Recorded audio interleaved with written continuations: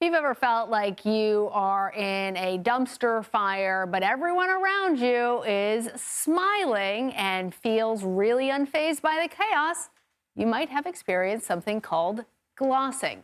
According to Business Insider, glossing is, quote, a form of toxic positivity in which people suppress and deny their negative emotions. Dr. Thea Gallagher joins us now. She's a clinical psychologist and associate professor at NYU Langone Health. It is great to be with you. It's so much fun to talk about this topic of glossing.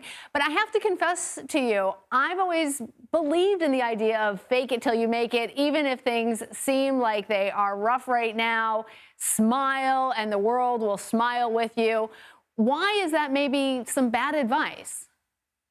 Well, I think we're starting to realize the more you suppress the reality or you suppress the emotions that you're actually experiencing, the more stress you're going to experience. And it can lead to higher rates of burnout. So it's really important, I think, to have more of a radical honesty approach to work and to our relationships, where, yes, we want to appreciate and practice gratitude and think about the things that are going well. But it's really important also to highlight and identify the things that might not be going great. And if your leadership is saying to you everything is fine, but you're experiencing a different reality, it's really important to talk about those things and look at it like any other relationship. We need collaboration, we need communication, we need to have tough conversations.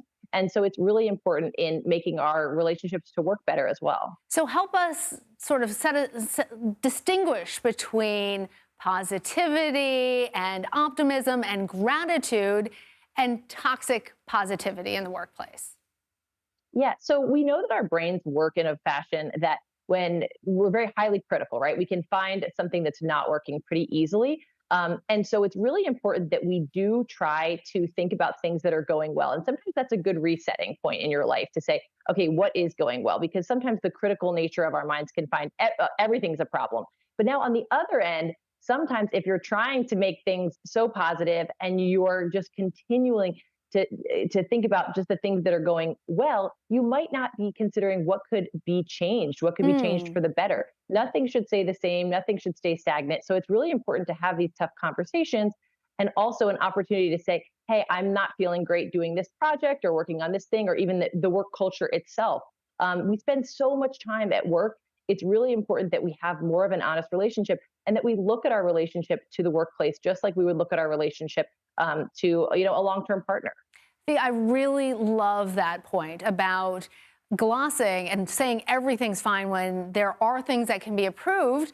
Leave something on the table. So how can companies try and foster an environment where employees are coming up with creative ideas about how to share their true feelings, about how to make the workplace a place where everybody, in fact, does feel more productive, does feel better about doing the work that they're doing? It's similar to the advice I would give a couple as well.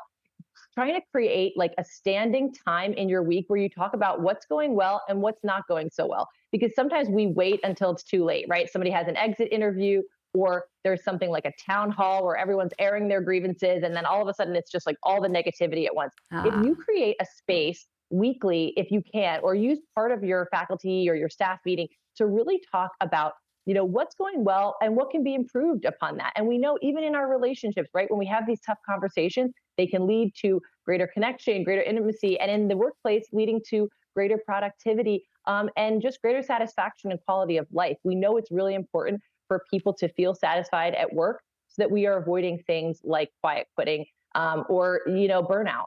All right, Professor Thea Gallagher, thank you.